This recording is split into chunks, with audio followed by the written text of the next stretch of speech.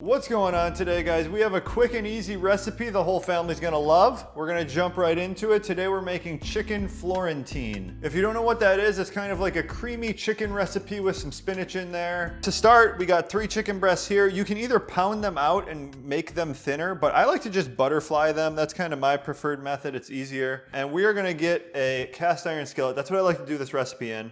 Heating to medium-high heat. And we're just gonna get a little sear going on the chicken. So we're using a seasoned pan. It already has some oil down there. Otherwise, you can use some coconut oil, avocado oil. And we're gonna just season, salt and pepper the chicken breasts. The nice thing about this recipe is if you have chicken breasts, they're very high protein and not a lot of fat, really lean. The Florentine aspect of this, the sauce, the creamy sauce, is butter, it's heavy cream, it adds a lot of fat to it. So by the end of the night, you got yourself a pretty good dinner as far as the keto macros go. Salt, both sides. Okay, pan's heated, now we're just gonna add the chicken.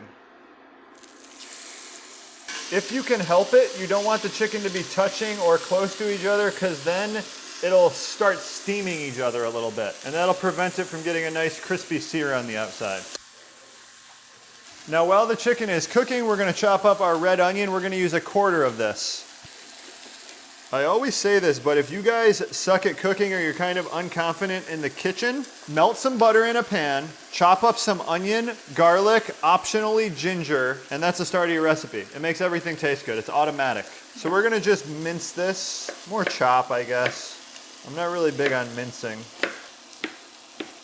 Chicken's looking good. It's been in here for about 4 or 5 minutes. I'm gonna flip it. Oh yeah.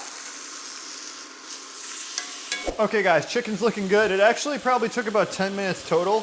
So I am going to take these out and we're gonna use the same skillet for the sauce. Now turn the heat down to more of like a medium low. To start the sauce, we're gonna use 4 tablespoons of butter, half a stick.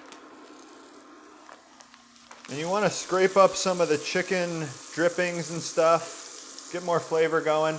To the butter, we're gonna add the red onion. And a tablespoon of garlic. We're gonna actually use this minced garlic that's in a squeeze bottle, but feel free to chop your own. I find that the freshly chopped garlic, you need less of it than you do this. This is kind of like not as flavorful. And that is the basis for a delicious sauce. Just let that cook down for 1 or 2 minutes. Okay, so the secret ingredient is going to be some white wine. Now, if you're not familiar with cooking with wine, it does add a pretty good complexity to the flavor. You can substitute that with broth though. I would prefer to use chicken broth if you can find it. All we have is beef broth, but we're gonna just go with the wine. So we're gonna use 1/3 cup. And contrary to what they tell you on TV, the alcohol does not cook off. I thought that for like the first 25 years of my life. And then I actually looked into it and it's like, no, none of the alcohol cooks off. It's all still there. Like 20% of it or something. So turn the heat up and let the wine reduce down a little bit. You don't want this to be watery, you want it to be a nice thick sauce with a lot of flavor. So reducing the sauce down, that's what concentrates the flavor. As the wine is reducing, we're gonna add 3 to 4 cups of spinach. The thing about spinach is you'll add like tons of it, and by the end of it you have like this much. So just keep that in mind. Big handfuls, you're feeding a family. And let that reduce down, and then the only thing left is cream. We're gonna add the cream more as like a finishing element. Okay, that looks pretty reduced down. The last thing we're gonna add is 1 cup of heavy cream.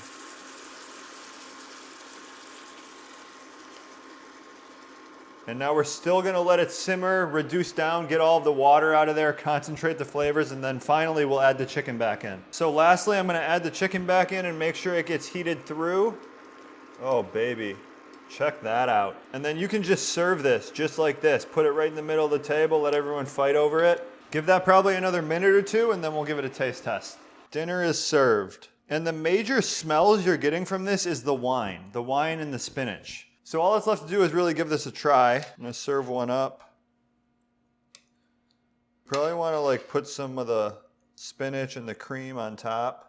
I love meals that have the meat and the veggies and the fat just like all mixed together. That's the best. You don't need side dishes, you just need a big pot of food. I'm not big on cooked spinach though, actually.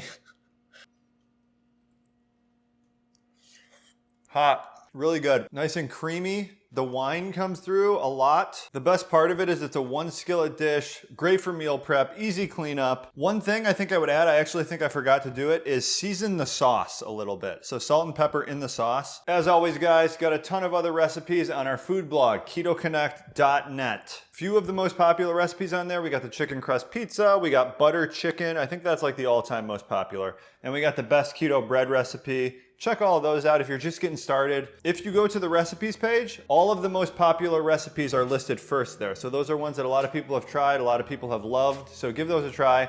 Thanks for watching.